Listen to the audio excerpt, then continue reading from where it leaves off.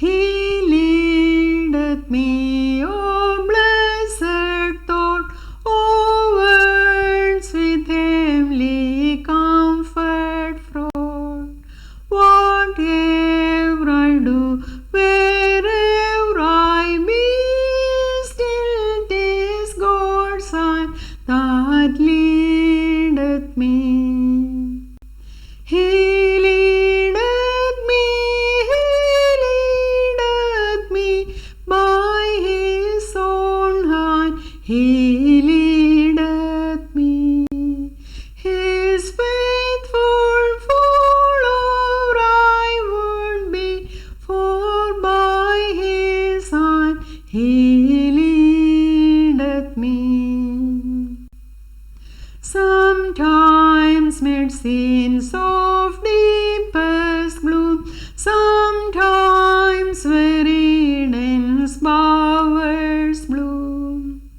By water still or troubled sea, still 'tis His hand that leadeth me. He leadeth me, He leadeth me, by His own hand He leadeth me. His faithful follower I would be, for by His hand He leadeth me. Lord, I would clasp Thy hand in mine, nor ever murmur or repine. Condemn whatever, Lord, I see, since 'tis my God that leadeth me. He leadeth me, He leadeth me, by His own hand He leadeth me. His faithful follower I would be, for by His hand He leadeth me.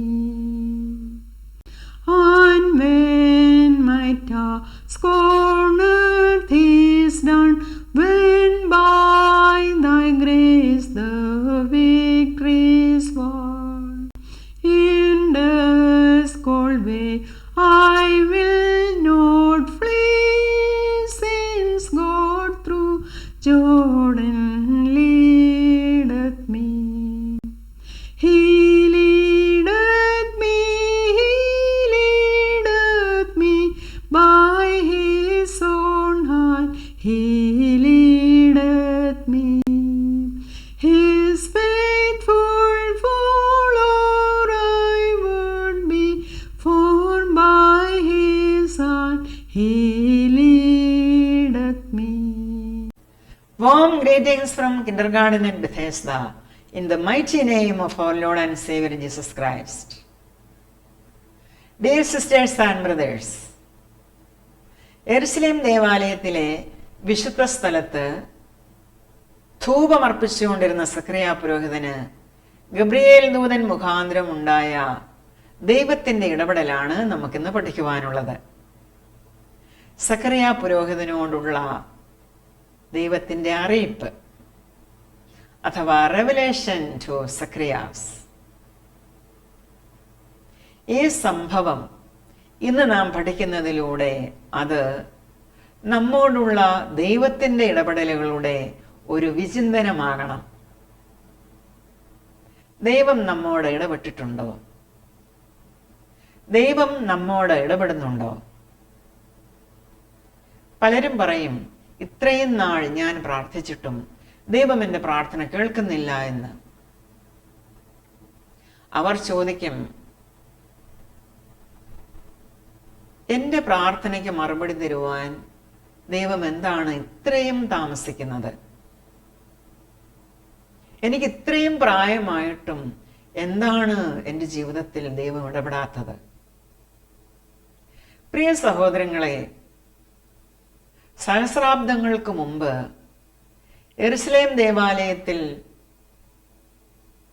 Zacharia പുരോഹിതനോട് ദൈവം ഇടപെട്ട ഈ വചനപാഠം ഇന്ന് നാം പഠിക്കുമ്പോൾ എന്താണ് അതിൻ്റെ പ്രസക്തി? എന്തെങ്കിലും പ്രസക്തി അതിനുണ്ടോ? പ്രസക്തിയുണ്ട്. കാരണം അന്ന് സക്കറിയ പുരോഹിതനോട് ഇടപെട്ട അതേ ദൈവമാണ് ഇന്ന് നമ്മോടും ഇടപെടുന്നത്. യഹോവയായ ഞാൻ മാറാത്തവൻ എന്നാണ് ദൈവം അരുളി ചെയ്തിരിക്കുന്നത്. He is the same yesterday, today and for ever.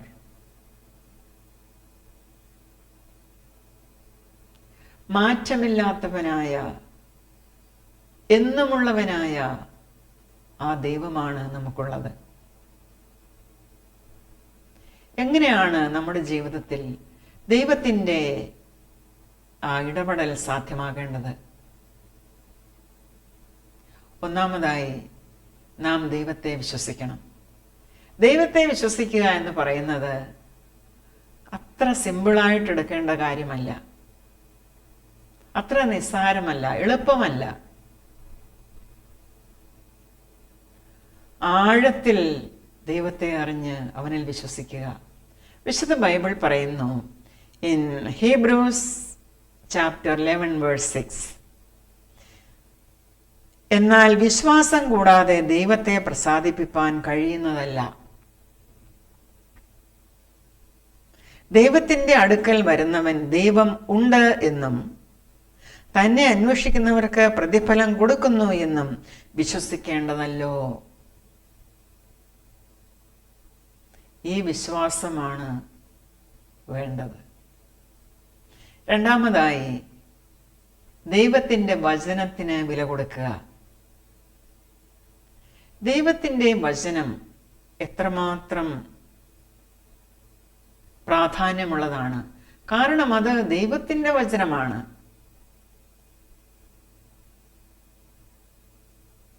എത്രമാത്രം ഗൗരവത്തോടെയാണ് നാം ദൈവവചനത്തെ സമീപിക്കുന്നത്. നമ്മുടെ കയ്യിലിരിക്കുന്ന ഈ വിശുദ്ധ ബൈബിൾ നാം അത് ദിവസവും വായിക്കണം, പഠിക്കണം, അത് ധ്യാനിക്കണം. ദൈവം ആ വചനത്തിൽ കൂടെയാണ് നമ്മോട് സംസാരിക്കുന്നത്. ദൈവശബ്ദം ആ വചനത്തിലൂടെ നമുക്ക് കേൾക്കുവാൻ കഴിയും. ദൈവത്തിൻ്റെ വചനമാണ് എന്നുള്ള ഗൗരവത്തോടെ നാം വിശുദ്ധ ബൈബിൾ വായിക്കണം.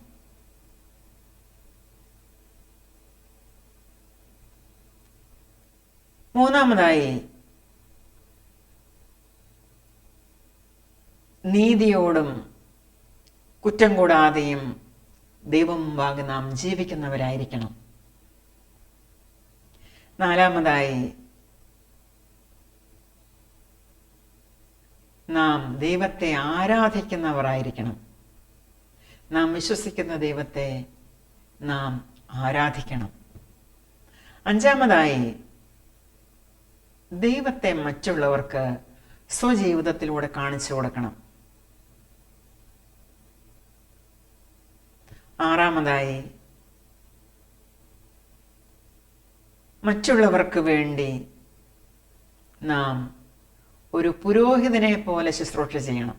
പുരോഹിത ശുശ്രൂഷ, ജനത്തിനു വേണ്ടി പ്രാർത്ഥിക്കുക, മറ്റുള്ളവർക്ക് വേണ്ടി പ്രാർത്ഥിക്കുക, അവരെ ദൈവസന്നിധിയിൽ ഉയർത്തുക, അവർക്ക് വേണ്ടി മധ്യസ്ഥത അണയ്ക്കുക, ഇടിവിൽ നിൽക്കുക. ഇങ്ങനെയുള്ളവർക്ക് ദൈവവചനത്തിൽ കൂടെ ദൈവം കൊടുത്തിരിക്കുന്ന വാഗ്ദത്തങ്ങൾ ദൈവം നിവർത്തിച്ചു കൊടുക്കും. ദൈവവചനത്തിൽ കൂടെ എത്രമാത്രം വാഗ്ദത്തങ്ങളാണ് ദൈവം നമുക്ക് നൽകിയിരിക്കുന്നത്. ആ വാഗ്ദത്തങ്ങളെല്ലാം നമുക്ക് വേണ്ടിയുള്ളതാണ്.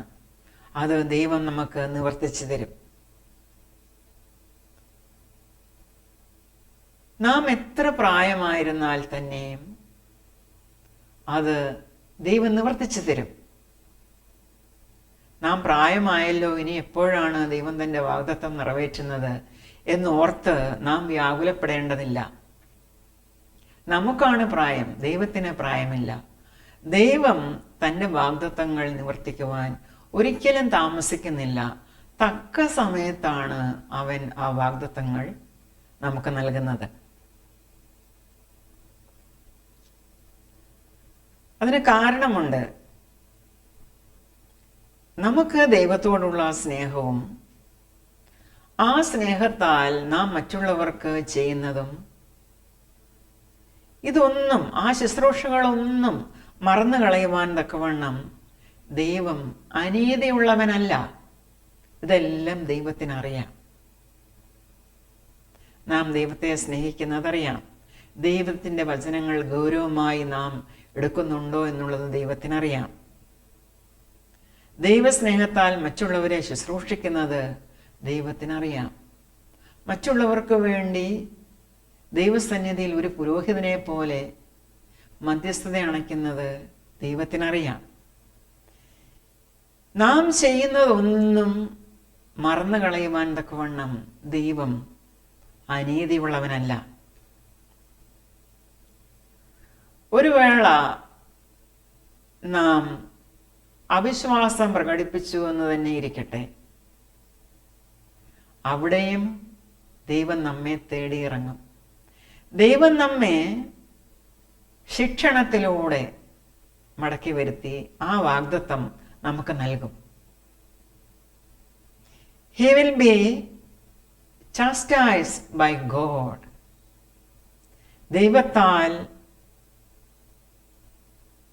അവൻ ശിക്ഷണത്തിൽ അകപ്പെടും.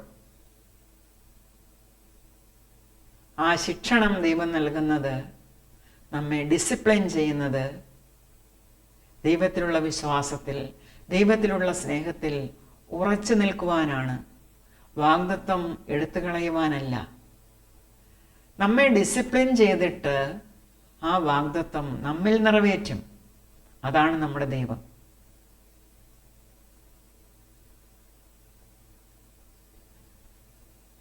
ഇത് വ്യക്തമാക്കി നമുക്ക് മനസ്സിലാക്കി തരുന്ന ഒരു വചനപാഠമാണ് ഇന്നത്തെ നമ്മുടെ സുവിശേഷ ഭാഗം.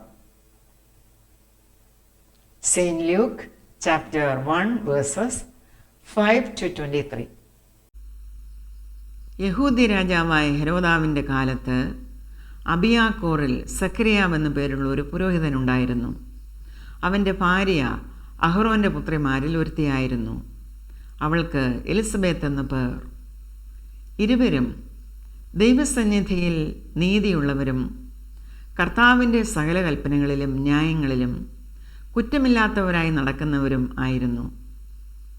എലിസബത്ത് മച്ചിയാകൊണ്ട് അവർക്ക് സന്തതിയില്ലാഞ്ഞു. ഇരുവരും വയസ്സ് ചെന്നവരും ആയിരുന്നു.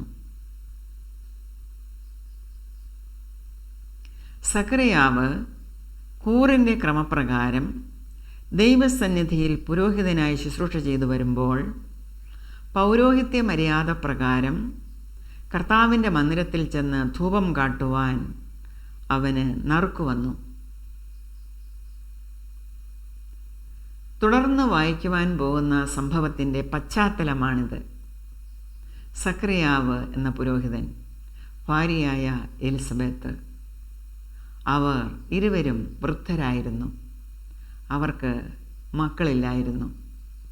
അവരെപ്പറ്റി പറഞ്ഞിരിക്കുന്നത്, ഇരുവരും ദൈവസന്നിധിയിൽ നീതിയുള്ളവരും കർത്താവിൻ്റെ സകല കൽപ്പനകളിലും ന്യായങ്ങളിലും കുറ്റമില്ലാത്തവരായി നടക്കുന്നവരുമായിരുന്നു. ദൈവസന്നിധിയിൽ ഭയഭക്തിയോടെ ജീവിക്കുന്നവരായിരുന്നു അവർ. അക്കാലത്ത് യഹൂദ്യനാട് ഭരിച്ചിരുന്നത് ഹെരോദ രാജാവായിരുന്നു. ഇവിടെ വേഴ്സ് 8 നാം വായിച്ചു, സക്കറിയാവ് കൂറിൻ്റെ ക്രമപ്രകാരം ദൈവസന്നിധിയിൽ പുരോഹിതനായി ശുശ്രൂഷ ചെയ്തു വരുമ്പോൾ പൗരോഹിത്യ മര്യാദ പ്രകാരം കർത്താവിൻ്റെ മന്ദിരത്തിൽ ചെന്ന്, അതായത് ഹോളി പ്ലേസിൽ, വിശുദ്ധ സ്ഥലം, അവിടെ ചെന്ന് ധൂപം കാട്ടുവാൻ, സുഗന്ധധൂപം അർപ്പിക്കുവാൻ സഖറിയാവിന് നറുക്കു വന്നു. എന്താണ് ഈ കൂറിൻ്റെ ക്രമപ്രകാരം എന്ന് എഴുതിയിരിക്കുന്നത്? പണ്ട് ദാവീദ് രാജാവിൻ്റെ കാലത്ത് സമാഗമന കൂടാരത്തിൽ അഥവാ ടാബർനാക്കിളിൽ പൗരോഹിത്യ ശുശ്രൂഷ ചെയ്യുവാൻ അഹ്റോൻ്റെ പൗരോഹിത്യ പിന്തുടർച്ചക്കാരായി 24 പുരോഹിതന്മാർ തിരഞ്ഞെടുക്കപ്പെട്ടിരുന്നു. അവരെ 24 കൂറുകളായി തിരിച്ചിരുന്നു. അതായത് പ്രീസ്റ്റ്ലി ഡിവിഷൻസ് ഓർ ക്ലാൻസ്. ഇതിൽ 8ാമത്തെ ഡിവിഷനായിരുന്നു അബിയാവിൻ്റെ ഡിവിഷൻ അഥവാ അബിയാക്കൂറ്. ആ കൂറിൽപ്പെട്ട ആളായിരുന്നു നമ്മുടെ സഖറിയ പുരോഹിതൻ. ഓരോ കൂറും അല്ലെങ്കിൽ ഓരോ ഡിവിഷനും ഒരാഴ്ചക്കാലമാണ് വിശുദ്ധ മന്ദിരത്തിൽ ശുശ്രൂഷ ചെയ്തിരുന്നത്. അങ്ങനെ 24 കൂറുകളും ശുശ്രൂഷ ചെയ്യുവാൻ 6 മാസക്കാലം വേണ്ടിവരുമായിരുന്നു. 6 മാസം കഴിഞ്ഞ് വീണ്ടും ഇത് റിപ്പീറ്റ് ചെയ്യും.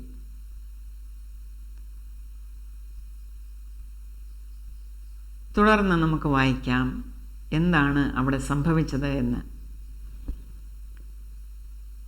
ധൂപം കാട്ടുന്ന നാഴികയിൽ ജനസമൂഹമൊക്കെയും പുറത്ത് പ്രാർത്ഥിച്ചുകൊണ്ടിരുന്നു. അപ്പോൾ കർത്താവിൻ്റെ ദൂതൻ ധൂപപീഠത്തിൻ്റെ വലത്തുഭാഗത്ത് നിൽക്കുന്നവനായിട്ട് സഖറിയാവിന് പ്രത്യക്ഷനായി. സഖറിയാവ് ദൂതനെ കണ്ട് ഭ്രമിച്ച് ഭയപരവശനായി.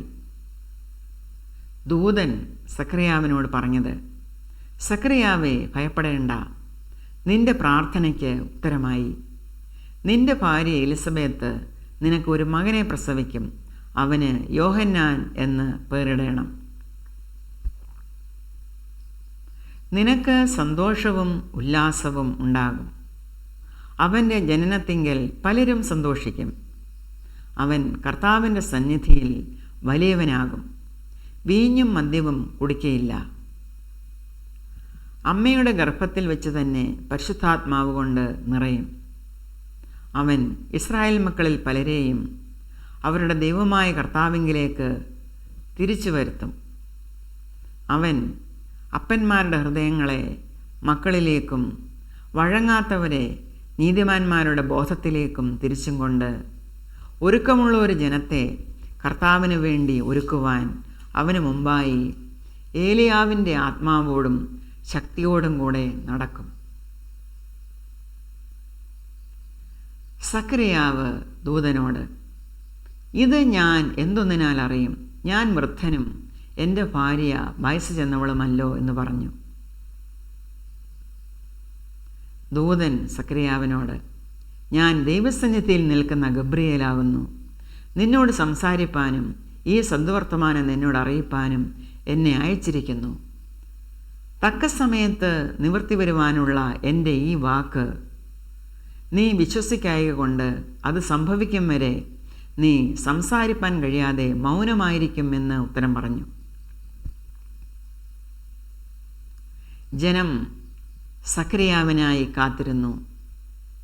അവൻ വിശുദ്ധ മന്ദിരത്തിൽ താമസിച്ചതിനാൽ ആശ്ചര്യപ്പെട്ടു. അവൻ പുറത്തു വന്നാറെ അവരോട് സംസാരിപ്പാൻ കഴിഞ്ഞില്ല.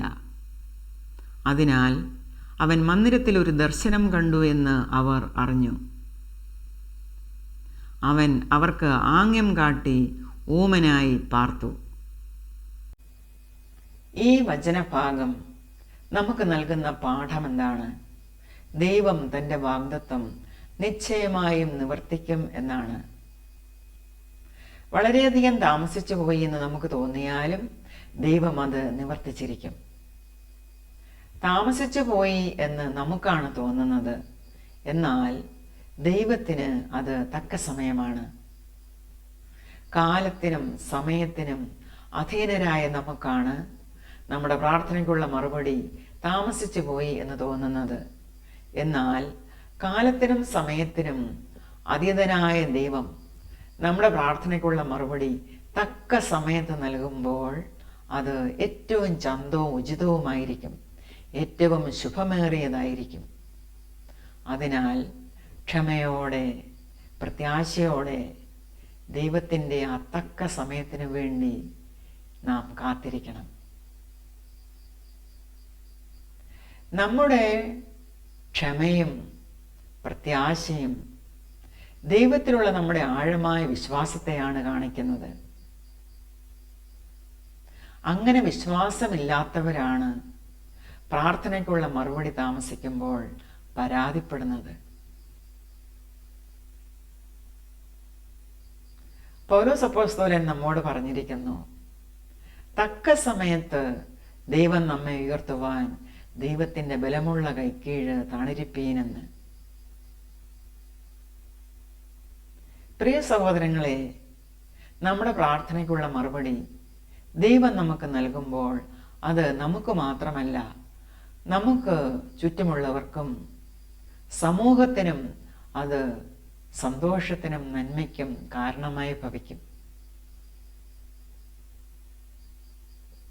യോഹന്നാൻ എന്ന മകനെ നൽകയിൽ എലിസബത്തിനും സക്കറിയ പുരോഹിതനും ദൈവം ചെയ്തത് ഇതാണ്. സക്കറിയ പുരോഹിതനോട് ദൂതൻ പറയുന്നു, നിനക്ക് സന്തോഷവും ഉല്ലാസവും ഉണ്ടാകും. അവന്റെ ജനനത്തിങ്കൽ പലരും സന്തോഷിക്കും. അവൻ കർത്താവിന്റെ സന്നിധിയിൽ വലിയവനാകും. അമ്മയുടെ ഗർഭത്തിൽ വെച്ച് തന്നെ പരിശുദ്ധാത്മാവ് കൊണ്ട് നിറയും. ഇതിൽ പരം എന്ത് വേണം സഹോദരങ്ങളെ? ദൈവം തന്നെ ആ മകനിൽ വസിക്കുകയാണ്. അവൻ ഇസ്രായേൽ മക്കളിൽ പലരെയും അവരുടെ ദൈവമായ കർത്താവിങ്കിലേക്ക് തിരിച്ചു വരുത്തും. സമൂഹത്തിൽ വരുത്തുന്ന മാറ്റമാണത്. അവൻ അപ്പന്മാരുടെ ഹൃദയങ്ങളെ മക്കളിലേക്കും വഴങ്ങാത്തവരെ നീതിമാന്മാരുടെ ബോധത്തിലേക്കും തിരിച്ചും കൊണ്ട് ഒരുക്കമുള്ള ഒരു ജനത്തെ കർത്താവിനു വേണ്ടി ഒരുക്കും.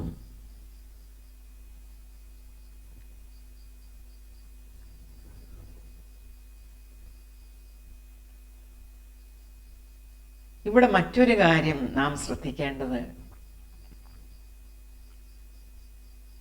സക്കറിയ പുരോഹിതൻ ഒരു വേള സംശയിച്ചപ്പോൾ ശിക്ഷണത്തിൽ കൂടെ ദൈവം സക്കറിയ പുരോഹിതനെ യഥാസ്ഥാനപ്പെടുത്തി, തൻ്റെ വാഗ്ദത്തം അവനിൽ നിവർത്തിക്കുകയും ചെയ്തു. നാം ഒരിക്കലും മറന്നു പോകരുതാത്ത ഒരു കാര്യമാണിത്. നമ്മുടെ ജീവിത പ്രയാണത്തിൽ നമുക്ക് സംശയങ്ങൾ വരാം. പക്ഷേ ദൈവത്തിൽ ആശ്രയിക്കുന്ന നമ്മെ ദൈവം ഡിസിപ്ലിൻ ചെയ്യും. God will chastise us for our doubting. നാം ഒരിക്കലും ഇങ്ങനെ സംശയത്തിൽ വീണു പോകുവാൻ ഇടയാകരുത്. Never doubt God's mercy and promises for us at any age, at any point of time. ദൈവവചനം കേൾക്കേണ്ടതിൻ്റെയും പഠിക്കേണ്ടതിൻ്റെയും ആവശ്യകത ഊന്നി പറയുന്നു അടുത്ത വചനപാഠം. Romance chapter 10 versus 9-15. ഒരു വ്യക്തി രക്ഷയുടെ അനുഭവത്തിലേക്ക് കടന്നു വരേണ്ടത് ദൈവവും കർത്താവുമായ യേശുക്രിസ്തുവിലെ വിശ്വാസത്താലാണ്. എങ്ങനെയാണ് ആ വിശ്വാസം അവനിൽ അങ്കുരിക്കേണ്ടത്? വിശ്വാസം കേൾവിയാൽ വരുന്നു. എന്ത് കേൾക്കണം? ദൈവവചനമാണ് കേൾക്കേണ്ടത്. എങ്ങനെ കേൾക്കും? ദൈവവചനം പ്രസംഗിക്കപ്പെടുമ്പോഴാണ് അത് കേൾക്കുന്നത്. ആര് പ്രസംഗിക്കും? ദൈവം അയച്ചവരാണ് പ്രസംഗിക്കുന്നത്. പ്രിയ സഹോദരങ്ങളെ, അന്ധകാരത്തിൽ നിന്നും തൻ്റെ അത്ഭുത പ്രകാശത്തിലേക്ക് ദൈവം നമ്മെ വിളിച്ചിരിക്കുകയാണ്. വിളിച്ചവൻ്റെ സദ്ഗുണങ്ങളെ ഘോഷിക്കുവാൻ തക്കവണ്ണം. യെശയ്യാ പ്രവാചകൻ പറയുന്നു, നന്മ സുവിശേഷിക്കുന്നവരുടെ കാൽ എത്ര മനോഹരമെന്ന്. പ്രവാചകനായ ഇരമ്യാ പറയുന്നു, ഞാൻ നിന്റെ വചനത്തെ കണ്ടെത്തി ഭക്ഷിച്ചിരിക്കുന്നു എന്ന്. Jeremiah chapter 15 verse 16.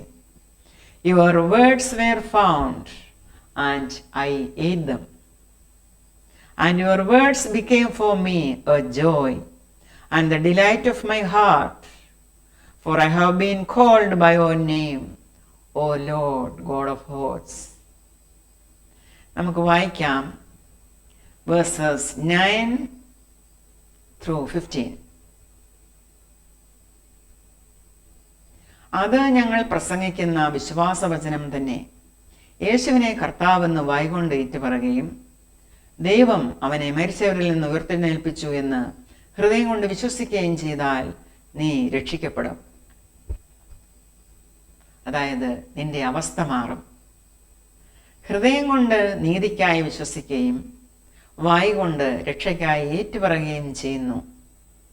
അവനിൽ വിശ്വസിക്കുന്നവൻ ഒരുത്തനും ലജ്ജിച്ചു പോകയില്ല എന്ന് തിരുവെഴുത്തിൽ അരുളി ചെയ്യുന്നുവല്ലോ.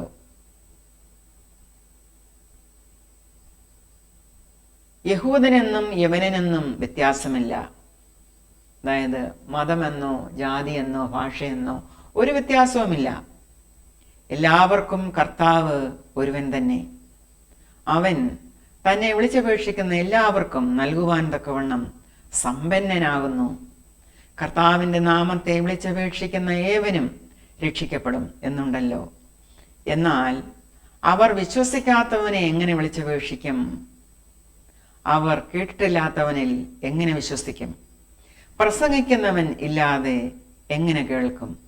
ആരും അയക്കാതെ എങ്ങനെ പ്രസംഗിക്കും? നന്മ സുവിശേഷിക്കുന്നവരുടെ കാൽ എത്ര മനോഹരം എന്ന് എഴുതിയിരിക്കുന്നുവല്ലോ. ദൈവത്തിലുള്ള നമ്മുടെ വിശ്വാസവും ദൈവത്തോടുള്ള നമ്മുടെ സ്നേഹവും സ്നേഹത്തിൽ നാം ചെയ്യുന്ന പ്രവൃത്തികളും ഒരിക്കലും മറന്നുകളയാത്ത ആ ദൈവത്തെ നമുക്ക് പരിചയപ്പെടുത്തുന്നു എബ്രായ ലേഖനകർത്താവ് in the book of Hebrews chapter 6 verses 9 to 12. എന്നാൽ പ്രിയമുള്ളവരെ, ഞാൻ ഇങ്ങനെ സംസാരിക്കുന്നുവെങ്കിലും നിങ്ങളെക്കുറിച്ച് ശുഭമേറിയതും രക്ഷയ്ക്കുതകുന്നതും വിശ്വസിക്കുന്നു. ദൈവം നിങ്ങളുടെ പ്രവൃത്തിയും വിശുദ്ധന്മാരെ ശുശ്രൂഷിച്ചതിനാലും ശുശ്രൂഷിക്കുന്നതിനാലും തൻ്റെ നാമത്തോട് കാണിച്ച സ്നേഹവും മറന്നു കളയുവാൻ തക്കവണ്ണം അനീതിയുള്ളവനല്ല. എന്നാൽ നിങ്ങൾ ഓരോരുത്തൻ പ്രത്യാശയുടെ പൂർണ്ണ നിശ്ചയം പ്രാപിപ്പാൻ അവസാനത്തോളം ഒരുപോലെ ഉത്സാഹം കാണിക്കണമെന്ന് ഞാൻ ആഗ്രഹിക്കുന്നു. അങ്ങനെ നിങ്ങൾ മന്ദതയുള്ളവരാകാതെ വിശ്വാസത്താലും ദീർഘക്ഷമയാലും വാഗ്ദത്തങ്ങളെ അവകാശമാക്കുന്നവരുടെ അനുകാരികൾ ആയിത്തീരും. Dear friends, even though I am talking like this, I really don't believe that what I am saying applies to you. I am confident you are producing the good fruit that comes along with your salvation. For God is not unfair. How can He forget your hard work for Him, or forget the way you used to show your love for Him and still do by helping His children? And we are anxious that you keep right on loving others as long as life lasts, so that you will get your full reward. Then, knowing what lies ahead for you, you won't become bored with being a Christian, nor become spiritually dull and indifferent, but you will be anxious to follow the example of those who receive all that God has promised them because of their strong faith and patience. ഇന്നത്തെ key വേഴ്സും ഞാൻ എടുത്തിരിക്കുന്നത് ഇവിടെ നിന്നാണ്. Hebrews chapter 6 verse 12. അങ്ങനെ നിങ്ങൾ മന്ദതയുള്ളവരാകാതെ വിശ്വാസത്താലും ദീർഘക്ഷമയാലും വാഗ്ദത്തങ്ങളെ അവകാശമാക്കുന്നവരുടെ അനുകാരികൾ ആയിത്തീരും. Do not become bored, nor become spiritually dull and indifferent, but be anxious to follow the example of those who receive all that God has promised them because of their strong faith and patience. ഉറച്ച വിശ്വാസത്തോടെയും ക്ഷമയോടെയും ദൈവവാഗ്ദത്തങ്ങൾക്കായി നാം കാത്തിരുന്നാൽ ദൈവം നമ്മെ ഓർക്കും, കരുണ കാണിക്കും. സക്രിയായോടുള്ള അറിയിപ്പ് ഈ ഞായറാഴ്ച നാം ചിന്തിച്ചപ്പോൾ നാം മനസ്സിലാക്കണം, സക്രിയ എന്നുള്ള ആ വാക്കിൻ്റെ അർത്ഥം, ആ പേരിൻ്റെ അർത്ഥം ഗോഡ് റിമെമ്പേഴ്സ് എന്നാണ്. അതുപോലെ യോഹന്നാൻ, ജോൺ, ആ പേരിൻ്റെ അർത്ഥം ഗോഡ് ഇസ് ഗ്രേഷ്യസ് എന്നാണ്. എന്നേക്കും കരുണയോർത്ത ദൈവം, ആ ദൈവമാണ് നമ്മുടെ ദൈവം. പ്രിയ സഹോദരങ്ങളെ, കിൻഡർഗാർഡൻ ബെഥെസ്ദയിലെ ഈ ശുശ്രൂഷ നിങ്ങൾക്ക് അനുഗ്രഹമായി ഞാൻ കരുതുകയാണ്. പുതിയൊരു എപ്പിസോഡുമായി നാം വീണ്ടും കണ്ടുമുട്ടും വരെയും കർത്താവായ യേശുക്രിസ്തുവിൻ്റെ കൃപ നിങ്ങൾ എല്ലാവരോടും കൂടെ ഇരിക്കുമാറാകട്ടെ. I bless you in Jesus name. Amen.